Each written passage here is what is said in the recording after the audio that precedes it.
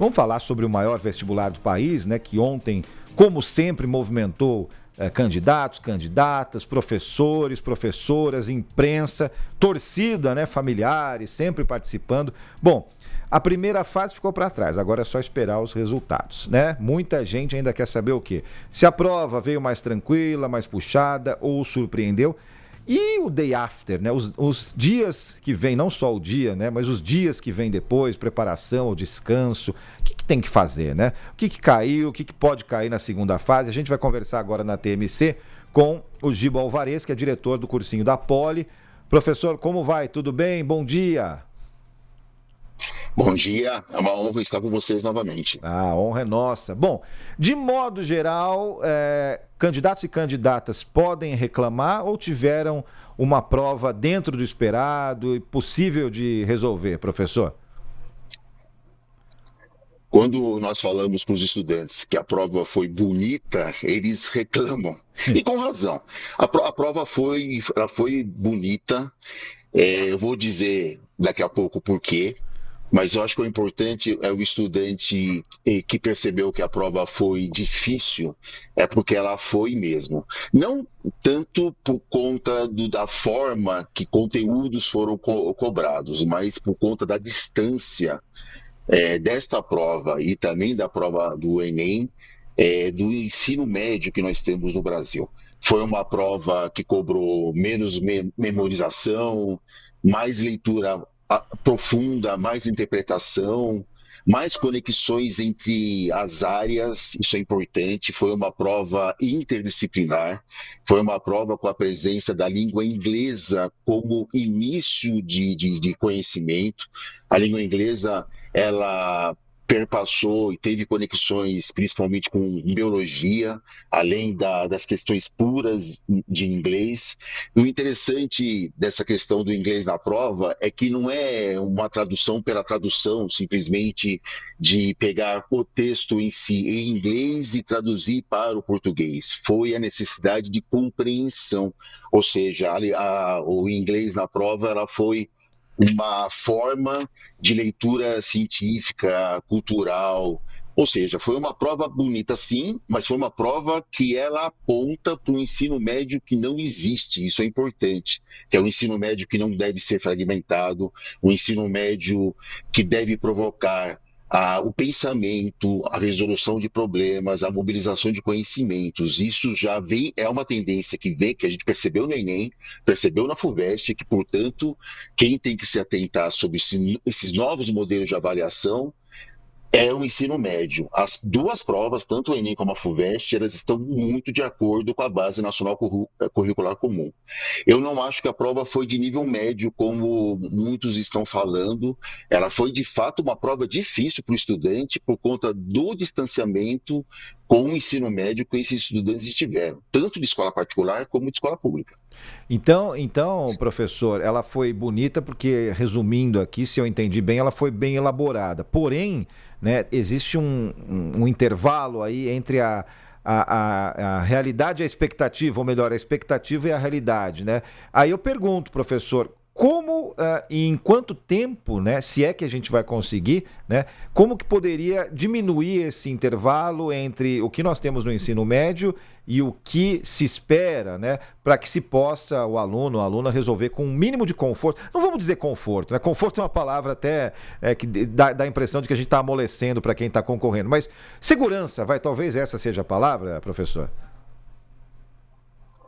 Para o estudante, o importante é dizer que, se eventualmente é o primeiro ano que ele se preparou, que ele, se tiver que fazer novamente um cursinho, uma nova preparação, que isso não tem problema. Vale a pena, vale muito a pena estudar para entrar naquela que é uma das 200 melhores universidades do mundo. Importante dizer que o Brasil, as universidades públicas brasileiras, elas pontuam muito bem nos rankings internacionais. Propriamente aqui em São Paulo nós temos a USP, a Unicamp e a Unesp, né?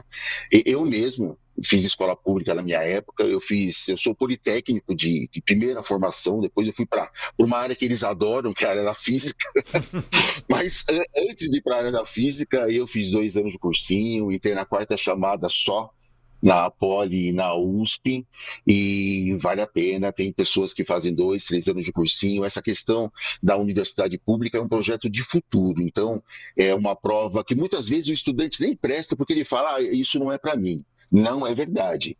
É possível, desde que o estudante ele perceba que ele precisa ter um outro tipo de formação e, obviamente, ele precisa de um acompanhamento para isso, né? O estudante que não pôde fazer cursinhos, ou que não pode fazer cursinhos, o que a gente recomenda é, ao máximo possível, tentar resolver provas anteriores à FUVEST, principalmente, inclusive para esses que vão passar para a segunda fase, né?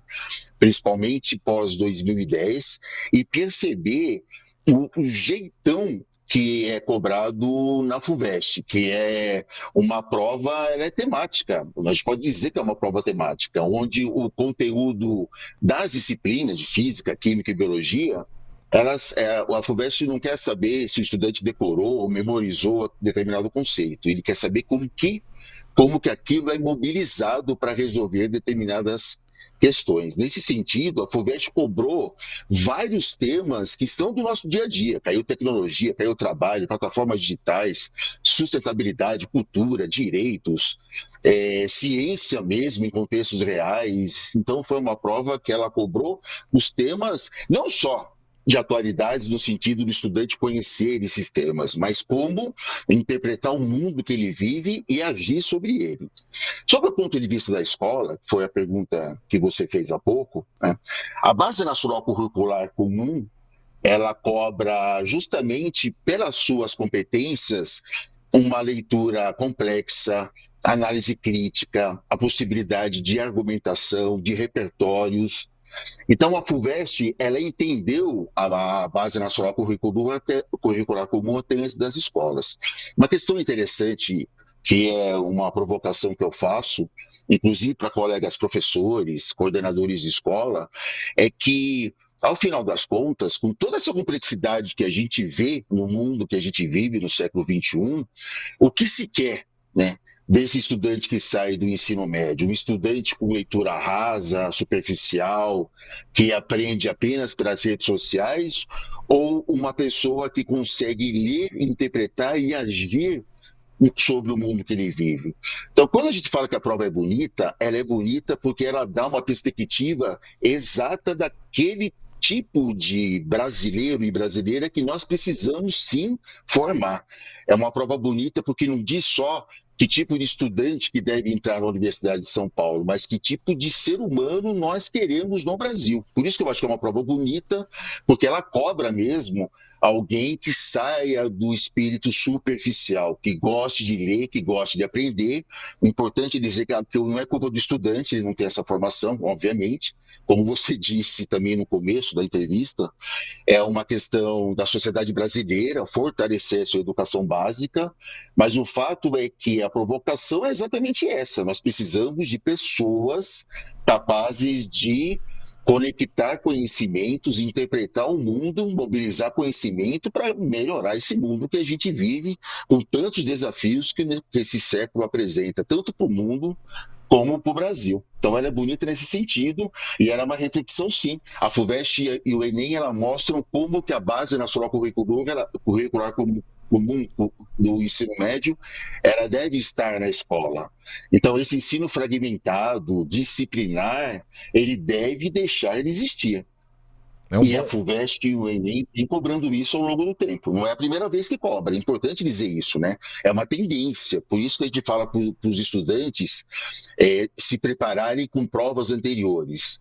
Não é inovador, não é inédito, já é uma tendência tanto no caso da FUVEST do Enem, dos seus últimos exames e vestibulares dos últimos anos, principalmente de 2010 para cá. É um bom ponto, porque no meu tempo, no tempo que eu fiz FUVEST, pouquinhos anos atrás, eu me lembro que já havia essa caracterização, né, da FUVEST, do vestibular da FUVEST ser, de certa forma, auto-excludente, né? Isso que você falou, né, professor? Isso não é para mim, eu vou fazer outra coisa e tudo mais, né? Então, passar de mentalidade auto-excludente para mentalidade auto-inclusiva, né, que seria uma subida de degrau que todos nós esperamos. Agora, para terminar, professor, não entrando no mérito da questão, mas uma das provas teve uma questão de matemática que ficou aí, foi questionada por alguns intérpretes. Independentemente, como eu disse, do mérito da questão, vem aí o resultado, vai ser divulgado o resultado oficial da primeira fase, né? E a história já nos mostrou que em raros casos, uma questão de uma específica prova foi anulada e aí mudam todos os pesos de cálculo para a gente saber quem passou para a segunda fase da FUVEST. É óbvio que isso, né, sem ter esse problema, as pessoas já ficam ansiosas. Com esse problema, então, fica ainda mais ansiedade. A gente tem menos de um mês para o início da segunda fase. O que você recomenda para os alunos e alunas? É estudar mais, dar uma relaxada, fazer o que nesses próximos dias, professor? Esse é um ponto importante. Bom, primeiro que sobre a polêmica da questão de matemática, todos os estudantes tiveram essa questão, as provas são randômicas, mas todos tiveram essa questão propriamente dita, não foi de uma prova ou de outra. O fato é que o estudante, ele, nessa segunda-feira, um dia após a FUVEST, ele precisa se preocupar mais com a cabeça do que com o que aconteceu no passado e o que virá no futuro, né? Agora é esperar as notas de corte. Vamos lembrar que as notas de corte, elas não estão definidas, elas variam, inclusive por conta daqueles que fizeram a prova de ontem, né? Uma prova difícil, ela tem a tendência de manutenção da nota de corte ou até uma pequena queda. Não dá para esperar uma queda muito grande, porque geralmente nas carreiras mais concorridas, quem presta tem de fato uma preparação. Por isso que eu disse que essa preparação, às vezes, o estudante precisa de mais de um ano, né? E a questão da segunda fase é que quando eu fiz, por exemplo, provavelmente quando você fez, e outros que nos assistem, a prova era em janeiro, agora a prova já é em dezembro. Então, o estudante ele tem que perceber que ele já fez a preparação devida, né? Agora, para a segunda fase, o que a gente recomenda é que o estudante ele faça provas anteriores à segunda fase. A segunda fase é uma prova escrita. Lembrar que é uma prova escrita nada mais é do que quando responder uma questão, cada questão é uma pequena redação, portanto, ele tem que ter um início, né, um desenvolvimento, uma conclusão, seja tanto questão de exatas como de humanas. Nunca faça um texto para você, o texto é sempre para aquele que vai corrigir, tem que ser claro para quem vai corrigir, né? Treinar redações, olhar e ler o guia de provas da FUVEST. A FUVEST tem um guia que chama-se Guia de Provas, é só digitar no Google. Lembrar que a redação esse ano ela tem uma mudança importante, o estudante vai ter que escolher entre dois gêneros, um para escrever, e será um, mas o estudante ele vai se deparar com dois gêneros textuais. E lembrem-se, muita calma, a segunda fase começa daqui a 15 dias, não é o caso, como os estudantes dizem, até uma linguagem nossa, de rachar. Não é para rachar, é muito mais se preocupar com a cabeça e fazer a prova tranquilo, porque as provas já estão logo aí, esquecer o dia de ontem, obviamente esperar o resultado oficial, corrigir com o gabarito os seus pontos e esperar. Não ficar ansioso antes do tempo. Esperar a nota de corte e passando e ter calma para a segunda fase. O importante é que, se não passar, isso não significa que você não se transformou nesse ano, muito pelo contrário. Você saiu desse processo muito melhor. Se você não passou, é porque provavelmente você tem que rever aquilo que você errou, aprender. E tem 3 formas de aprender com a prova de ontem. Aprender com o que te cansou, o que te deixou ansioso e aquilo que você precisa melhorar.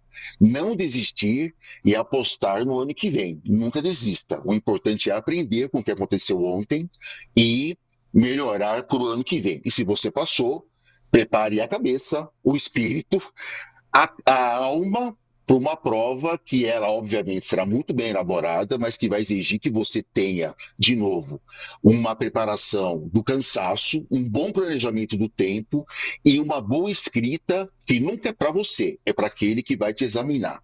E boa prova para todos aqueles e aquelas que ou esse ano, ou ano que vem, estarão aí disputando a USP, que vale a pena. É uma universidade brasileira de renome internacional, portanto, é um projeto de futuro. Tá certo, então, o professor Giba Alvarez, diretor do cursinho da Poli, conversou conosco aqui na TMC.